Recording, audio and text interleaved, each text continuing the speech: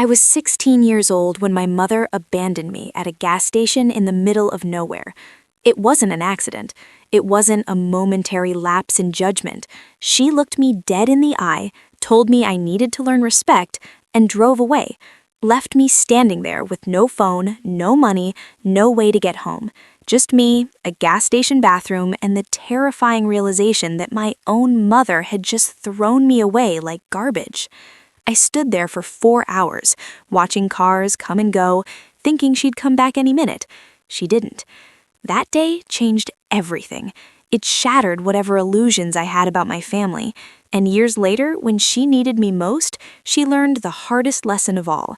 Some bridges, once burned, can never be rebuilt. My name is Sarah Mitchell. I'm 29 years old, and this is the story of the day my mother abandoned me and the day she realized what that decision really cost her. This isn't just about revenge, it's about survival. It's about learning that sometimes the people who are supposed to protect you are the ones you need protection from.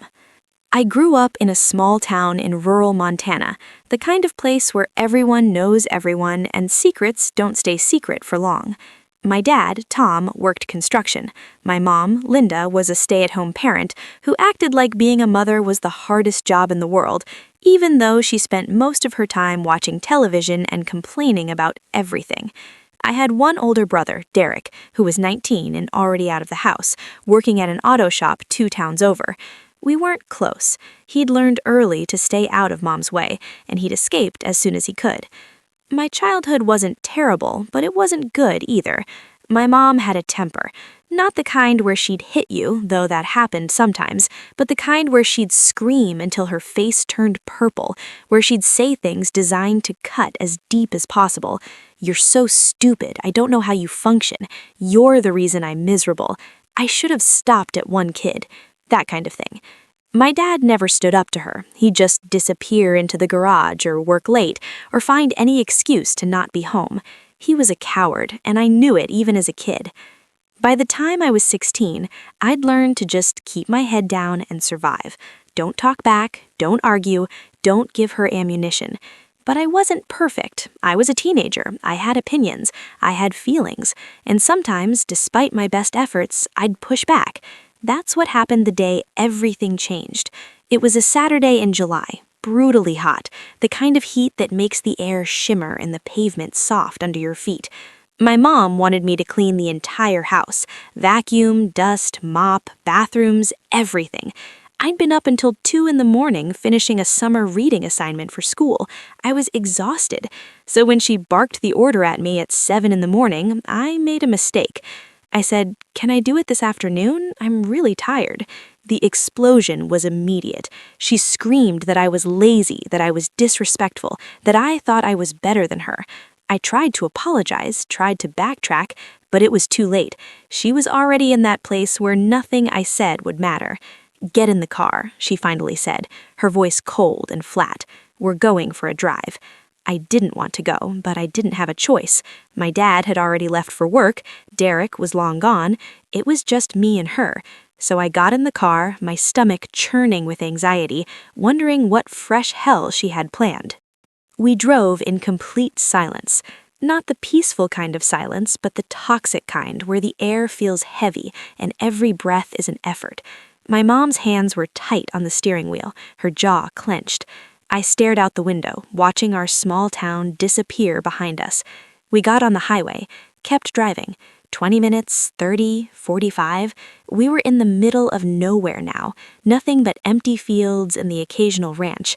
I had no idea where we were going. "Mom, where are we going?" I finally asked, my voice small. She didn't answer, just kept driving, her eyes fixed on the road like I wasn't even there. Then, abruptly, she pulled off the highway at a tiny exit. There was nothing there except a rundown gas station with 2 pumps and a convenience store that looked like it hadn't been updated since the 1980s. She pulled into the parking lot and put the car in park. My heart was pounding. "Get out," she said. I stared at her. "What?" I said, "Get out of the car." "Mom, what's going on? Why are we—" "Get out." She was screaming now, that vein in her forehead pulsing the way it did when she was about to completely lose it. My hands were shaking as I unbuckled my seatbelt and opened the door. I stood there in the parking lot, the heat hitting me like a physical force, and watched her as she rolled down the window. You want to act like you don't need me? You want to be disrespectful and ungrateful? Fine, figure it out yourself. Mom, please, I'm sorry, I didn't mean... You need to learn that actions have consequences. Maybe spending some time out here will teach you some respect. And then, I swear to God, she smiled. Not a nice smile, a cruel smile. The kind that said she was enjoying this. Mom, wait! But she was already rolling up the window. I grabbed the door handle, but she'd locked it. I started banging on the window. Mom, please, don't leave me here. She put the car in reverse. I was screaming now, begging, tears streaming down my face. Mom, I'm sorry, I'll do whatever you want. Please don't leave me here. She backed out of the parking space, and for just a second, she looked at me through the windshield. Our eyes met, and I saw absolutely nothing. No guilt, no hesitation, no love. Nothing. Then she drove away. I stood there in that parking lot, watching our car disappear down the highway, absolutely certain she'd come back. She was just trying to scare me, teach me a lesson. She'd drive around the block, come back, and I'd apologize, and we'd go home. That's what I told myself for the first 10 minutes.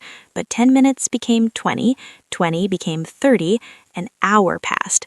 The sun was brutal. I had no hat, no sunscreen, no water. I was wearing shorts and a tank top and flip-flops. I didn't even have my phone. It was charging in my bedroom at home. I had no money, nothing. I was completely, utterly alone. I went into the gas station. It was dim and cool inside, smelling like old coffee and cleaning products. An older man was behind the counter, maybe 60, with a weathered face and suspicious eyes. "Can I help you?" he asked. My mom, she left me here. Do you have a phone I could use?" He gestured to a payphone in the corner. "Costs $0.25. "I don't have any money." He stared at me for a long moment, then sighed and tossed me $0.25 from the register. "One call." I tried my dad first. It went straight to voicemail. He always turned his phone off when he was working. I tried my brother Derek, no answer. I tried my house phone. It rang and rang and rang. She wasn't going to answer. She'd gone home and she was ignoring the phone. I knew it. The clerk was watching me, waiting for me to leave. "Is there anyone else you can call?" "No," I whispered. My eyes were burning with tears. "I don't have anyone else." He studied me for another long moment. I must have looked pathetic. A 16-year-old girl, sunburned and crying, clearly abandoned. "How old are you?" 16. "Where do you live?" "Ashford, about 40 miles from here." He shook his head slowly. "Your mom just left you here, in the middle of nowhere?" I nodded, unable to speak. He sighed again, deeper this time. "Look, kid, I get off my shift in 3 hours. I can give you a ride part way, but I don't go all the way to Ashford." "Thank you," I managed to choke out. "Thank you so much.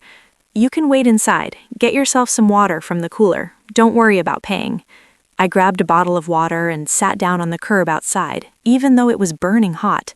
I didn't want to be a burden. I didn't want him to change his mind. So I waited, and waited, and waited. Those 3 hours felt like 3 years. The clerk's name was Bill. He was a grandfather of 6, and he told me about every single one of them during the 30-minute drive. I think he was trying to distract me, to keep me from completely falling apart. It worked, sort of. He dropped me off at a truck stop about 10 miles from my house. "You sure you can get home from here?" he asked. "Yeah, I can call someone from here. Thank you so much, Bill. I don't know what I would have done without you." He handed me a $20 bill. "Take this. Get yourself something to eat. And kid, what your mom did, that ain't normal. That ain't okay. You remember that." I called Derek from the payphone at the truck stop. This time he answered. "Sarah, where the hell have you been? Dad's been calling me, freaking out." "Mom left me at a gas station off Highway 89. I need you to come get me." Silence. Then, she did what? "She drove me out to the middle of nowhere and left me there. I've been trying to get home for 6 hours." "Jesus Christ, where are you now?" I told him. He showed up 20 minutes later in his beat-up pickup truck, his face red with fury. "Are you okay?" he asked as I climbed in. "I'm fine. I'm just tired." Did she say why she did this? She said I was disrespectful, that I needed to learn a lesson. Derek was gripping the steering wheel so hard his knuckles were white. That's insane. That's actually insane. You know that, right? We drove home in silence. When we pulled up to the house, Derek turned to me. Do you want me to come in with you? I wanted to say yes. I wanted him to come in and scream at her, to tell her what she'd done was unforgivable, but I knew it wouldn't change anything. No, it's okay. I'll handle it. Sarah, you don't have to handle anything. She's the adult. She's supposed to take care of you, not abandon you on the side of the road. I know, but I got out of the truck anyway and walked into the house alone. My mom was sitting in the living room watching television like nothing had happened. She glanced up when I walked in. Oh, you made it home. Good. That was it. No apology, no concern, no acknowledgement that she'd done anything wrong. Just, you made it home. I stood there, staring at her, and something inside me snapped. You left me, I said quietly. I know, I told you I was going to. I'm 16 years old. You abandoned me in the middle of nowhere with no phone and no money. And you survived, so I guess you learned something today. What did I learn? She looked at me with genuine confusion. That actions have consequences, that you can't disrespect me and expect there to be no punishment. I asked if I could clean the house this afternoon instead of this morning. That's what you call disrespect? Don't take that tone with me. I laughed. It wasn't a happy laugh. It was the kind of laugh that comes when you realize something so absurd, so horrible that your brain can't process it any other way. You could have killed me. Someone could have picked me up and murdered me. I could have died of heat stroke. Do you understand that? You're being dramatic. I'm being dramatic? You abandoned your child. I did not abandon you. I taught you a lesson. There's a difference. She went back to watching television, the conversation clearly over in her mind. I stood there for another moment, then went to my room, locked the door, and cried until I threw up. My dad came home an hour later. I heard him and my mom talking in low voices downstairs. Then he knocked on my door. Sarah, can I come in? I didn't answer. He tried the handle, found it locked. Sarah, please, I just want to make sure you're okay. Where were you? I asked through the door. I was at work. My phone died and I didn't realize. She left me on the side of the road, Dad. She drove me to the middle of nowhere and abandoned me. And you're going to stand there and make excuses? Silence. Then quietly, I'm sorry. Sorry doesn't fix this. I know. I talked to her. She shouldn't have done that. And? What's the consequence? What happens now? More silence. Just try to get along, okay? For the family. That's when I knew. He wasn't going to do anything. He wasn't going to protect me. He was going to let her do whatever she wanted because it was easier than standing up to her. Go away, Dad. Sarah! I said go away. The next 2 years were the worst of my life. I stayed because I had no choice. I was 16, then 17, with no money, no car, nowhere to go. So I endured. I kept my head down. I did everything she asked, exactly when she asked. I became a ghost in my own house, speaking only when spoken to, making myself as small and invisible as possible. My mom acted like nothing had happened, like she hadn't abandoned me at a gas station and shattered whatever trust I had left in her. She'd go weeks being relatively normal, and then something would set her off and she'd explode all over again. I learned to predict the explosions, to avoid the triggers, to survive. I also learned that I was on my own. My dad was useless. Derek had his own life and couldn't or wouldn't intervene. My extended family lived hours away, and I rarely saw them. I had friends at school, but I couldn't tell them what my home life was really like.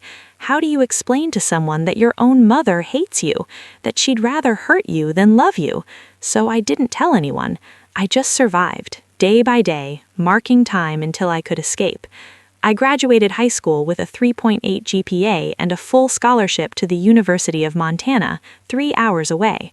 The day I got my acceptance letter, I didn't tell my parents. I just applied for student housing, filled out financial aid forms, made my plans in secret. When I finally told them I was leaving for college, my mom's response was, "Good, maybe you'll finally grow up." My dad said nothing. On move-in day, I packed everything I owned into Derek's truck. My parents didn't help. They didn't even come outside to say goodbye. I walked out of that house for what I thought would be the last time, and I didn't look back. College saved my life. For the first time ever, I was free. Free from walking on eggshells, free from explosive anger, free from feeling like I was fundamentally unlovable. I threw myself into my studies, majored in social work because I wanted to help kids like me, kids who were stuck in toxic homes with nowhere to turn. I made friends, real friends, the kind who actually cared about me. I went to therapy through the University Counseling Center and started unpacking all the trauma I'd been carrying around. My therapist, Dr. Martinez, was the first person I told about the gas station, about being abandoned, about growing up with a mother who seemed to genuinely dislike me. "That's not normal," she said gently. "You know that, right?" "I know, but it's my normal." "It was your normal. It doesn't have to be anymore." She helped me understand that what my mother did wasn't discipline or tough love or teaching me a lesson. It was abuse. Abandoning a child is abuse. Emotional manipulation is abuse. Creating an environment where a kid is terrified to make any mistake is abuse. It took me years to really internalize that, to stop making excuses for her, to stop blaming myself. I went home for Thanksgiving my freshman year. It was a disaster. Within an hour of arriving, my mom and I were fighting. She criticized my weight, my clothes, my major, my life choices. When I tried to set a boundary, "Mom, I don't want to talk about my weight," she exploded, told me I was ungrateful, that I thought I was better than everyone now that I was in college. I left before dinner was even served.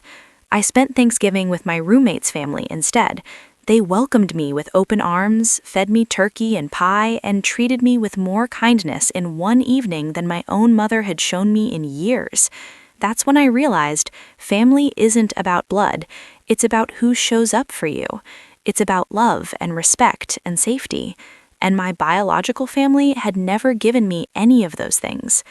I stopped going home after that.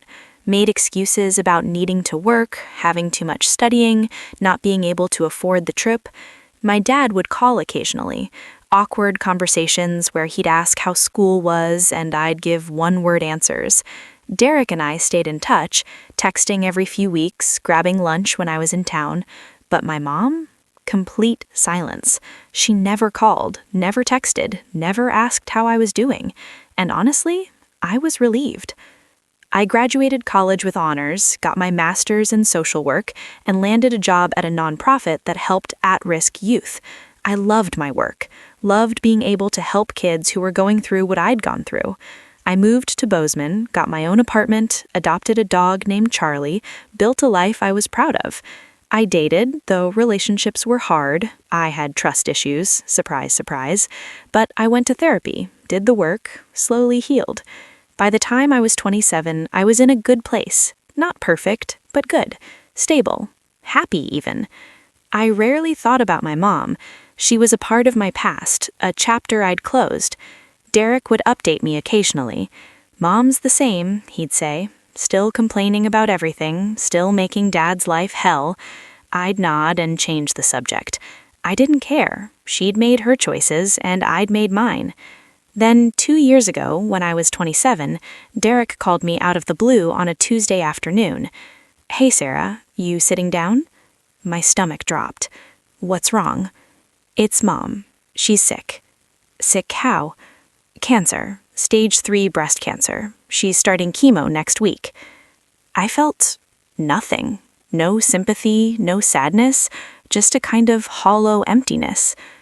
"Okay." "Okay? That's all you're going to say?" "What do you want me to say, Derek?" "I don't know. Maybe that you'll come visit her? She's asking for you." That surprised me. "She's asking for me?" "Yeah. She wants to see you." "She hasn't called me in 8 years. She doesn't know where I live, where I work, if I'm alive or dead. She's had a decade to reach out, and she never did. Now she's sick, and suddenly she wants to see me?" "She's dying, Sarah." "So?" The word came out harsher than I meant it, but I didn't take it back. So you're just going to let her die without making peace? Derek, there's no peace to make. She was a terrible mother. She abused me for years. She abandoned me on the side of the road when I was 16, and she never, not once, apologized for any of it. I don't owe her forgiveness just because she's sick. Derek sighed. I knew you'd say that. Then why did you call? Because she's my mom too, and because I thought maybe you'd want closure. I have closure. I closed that door years ago. We hung up shortly after that. I sat on my couch, staring at the wall, feeling that familiar tightness in my chest that came whenever I thought too hard about my childhood. Charlie put his head in my lap, sensing my distress. I scratched behind his ears and tried to convince myself I'd made the right choice. But Derek didn't give up. He called again a week later, and a week after that. My dad called too, his voice pleading. Sarah, please, she's not doing well. The chemo is really hard on her. She wants to see you. Dad, she abandoned me at a gas station when I was 16. I know, that was wrong, but she's still your mother. Being someone's biological mother doesn't erase the damage they did. Can't you just let it go for the sake of family? There is no family, not between me and her. But the calls kept coming. My aunt, my mom's sister, called. Sarah, honey, I know your mother wasn't perfect. She was abusive. Well, yes, she had her moments, but she abandoned me on the road with no phone and no money when I was 16 years old. That's not having a moment, that's abuse. My aunt was quiet for a beat. I didn't know about that. Because nobody asked. Nobody ever asked me what it was like growing up with her. Everyone just assumed everything was fine. Sarah, I'm sorry, I really am, but she's dying. Don't you want to say goodbye? No. You'll regret it. No, I won't. But she'd planted a seed of doubt. Would I regret it? Was I being cruel? Was I letting my anger prevent me from doing the right thing? I talked to Dr. Martinez about it in therapy. What do you think you should do? I think I should stay as far away from her as possible, but everyone keeps telling me I'll regret it if I don't see her. Do you believe that? I thought about it. Really thought about it. No, I think I'll regret it if I do see her, because she's not going to apologize. She's not going to take responsibility. She's just going to try to manipulate me into feeling guilty or taking care of her or whatever, and I'll walk out of there feeling worse than I do now. Dr. Martinez nodded. Then you have your answer. But what if I'm wrong? What if everyone else is right and I'm just bitter and unforgiving? Sarah, forgiveness isn't something you owe someone just because they're dying. Forgiveness is something you give when someone has earned it through genuine remorse and changed behavior. Has your mother done either of those things? No. Then you're not obligated to forgive her, and you're not obligated to see her. You're allowed to protect yourself. That helped, but the pressure didn't stop. Finally, 3 months after Derek's first call, I caved. Not because I wanted to, not because I thought it would help, but because I was exhausted from fighting everyone. So I drove back to my hometown for the first time in 8 years, pulled up in front of the house I'd grown up in, my stomach churning with anxiety. Derek met me at the door. Thank you for coming. Don't thank me yet. I'm not making any promises. Just keep an open mind, okay? I didn't respond. She was in the living room, sitting in a recliner with a blanket over her lap. She'd lost weight, a lot of weight. Her hair was gone from the chemo. She looked old and frail and sick. When I walked in, she looked up at me, and for just a second, something flickered in her eyes. Relief, maybe? Or fear. Sarah, she said. Her voice was weak. Hi, Mom. I sat down on the couch across from her. Awkward silence filled the room. How have you been? She finally asked. Fine. Derek tells me you're doing social work now. Yes. That's good. That's good work. More silence. I waited for her to say it, to acknowledge what she'd done, to apologize. She didn't. Instead, she said, I'm glad you came. I wanted to see you before... She trailed off, but the implication was clear. Before she died. Why? I asked. She looked confused. Why what? Why did you want to see me? We haven't spoken in almost a decade. You never called, never wrote, never checked on me, so why now? Because you're my daughter. No, I'm someone you gave birth to. That's not the same thing as being a mother. Her face hardened. Even sick, even dying, she still had that look, that cold, angry look I remembered from childhood. I did the best I could. Your best was abandoning me at a gas station when I was 16? I was trying to teach you respect. You didn't teach me respect. You taught me that my own mother couldn't be trusted. You taught me that I was disposable. You taught me that love was conditional and I would never be good enough to earn it. She opened her mouth, then closed it, opened it again. That's not what I meant to do, but it's what you did. I made mistakes, Sarah. I'm not perfect. Mistakes? You didn't make mistakes, you made choices. You chose to scream at me every day. You chose to make me feel worthless. You chose to abandon me. Those weren't accidents, those were choices. My dad walked in then, clearly uncomfortable. Sarah, your mother is sick. Can't you just what, Dad? Just pretend it never happened? Just let it go? Just be grateful she wants to see me now? I'm just saying this might be your last chance to make peace. I don't want peace with her. I want her to acknowledge what she did. I want her to apologize. I want her to take responsibility for the damage she caused. Can she do that? I looked at my mother. She was staring at the floor. Mom, can you do that? Can you tell me you're sorry for the way you treated me? Silence. Can you admit that abandoning me was wrong? More silence. Say something. I was standing now, my voice rising. Say you're sorry. Say you regret it. Say something. She finally looked up at me, and her eyes were filled with tears. But her words destroyed any hope I'd had. You were a difficult child. You don't understand how hard it was raising you. I actually laughed, a sharp, bitter sound. I was difficult? I was a kid. I was your kid. It was your job to love me anyway. It was your job to protect me, and you failed. I did my best. Your best wasn't good enough. And the worst part? You still don't get it. You're dying and you still can't admit you were wrong. I grabbed my purse. Where are you going, Dad? I asked. I'm leaving. This was a mistake. Sarah, please.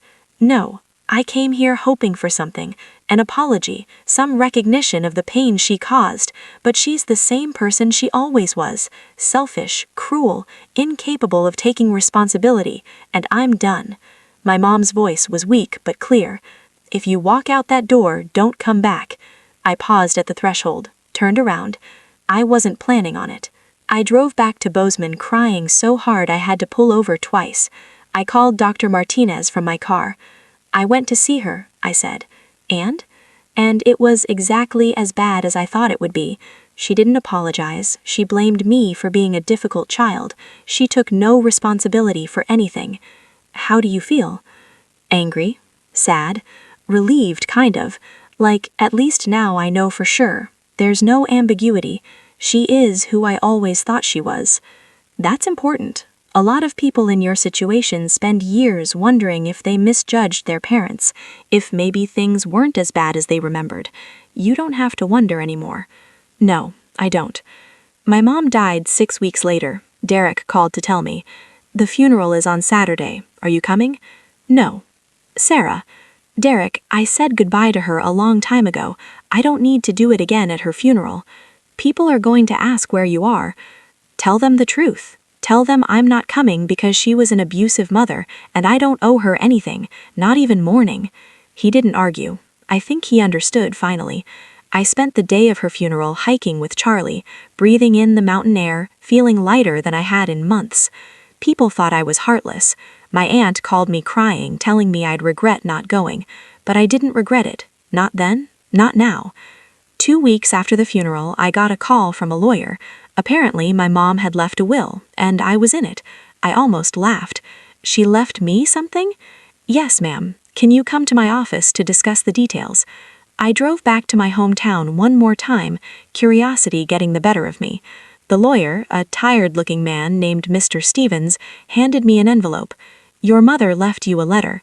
I stared at it like it might bite me. What about assets, money? Your mother's estate is mostly going to your father, with some items designated for your brother. You were left her personal effects, some jewelry, photographs, things like that, and this letter. I opened the envelope with shaking hands. Inside was a single page, handwritten in my mother's messy scrawl. It read, "Sarah, I know you think I was a terrible mother. Maybe I was. I don't know. I did what I thought was right at the time. I can't change the past. I wish things had been different between us. I wish you had been an easier child. I wish I had been more patient. I wish a lot of things, but wishing doesn't change anything. I hope you have a good life, Mom." I read it 3 times. Then I folded it up, put it back in the envelope, and handed it to Mr. Stevens. "I don't want this." "Ma'am? I don't want any of it. Not the jewelry, not the photographs, not this letter. Give it all to Derek, or donate it, or throw it away. I don't care." "Are you certain?" "I've never been more certain of anything in my life." I walked out of that office and never looked back. That was 2 years ago. I'm 29 now. I still do social work. I still have Charlie. I have a partner now, someone kind and patient who understands that I come with baggage and loves me anyway. We're talking about getting married, maybe having kids someday. The thought terrifies me. What if I'm like her? What if I'm a terrible mother too? But my therapist reminds me that awareness is half the battle. I know what not to do. I know what damage looks like. I know how to break the cycle. I think about my mom sometimes, not often, but sometimes. I wonder if she ever really understood what she did to me. I doubt it. Some people are incapable of that kind of self-reflection. I used to be angry about that. Now I'm just sad. Sad for the relationship we never had. Sad for the mother I deserved but never got. Sad for the little girl I was, desperate for love and never receiving it. But I'm not sad for me now, because I'm okay. I'm more than okay. I built a life without her. I found people who actually care about me. I learned that family is about choice, not blood. People still ask me if I regret not reconciling with her before she died. My answer never changes. No. Reconciliation requires 2 people. It requires acknowledgement, remorse, changed behavior. She never gave me any of that, so there was nothing to reconcile. Some people think that makes me cold or heartless, but I know the truth. Protecting yourself from people who hurt you isn't cruel. It's survival. It's self-preservation. It's choosing yourself when nobody else will.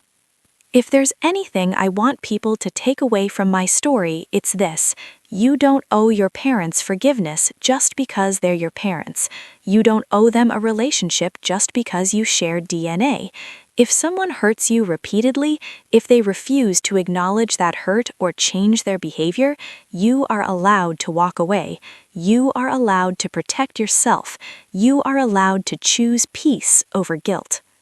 I also want people to know that abandonment comes in many forms. My mother abandoned me at a gas station, yes, but she'd been abandoning me emotionally for years before that. Every time she screamed at me instead of talking to me, every time she made me feel worthless, every time she chose her anger over my well-being, those were abandonments too, and they mattered just as much as that day on the highway. To anyone out there who grew up in a home like mine, who's dealing with toxic parents, who feels guilty for wanting distance from their family, it's okay.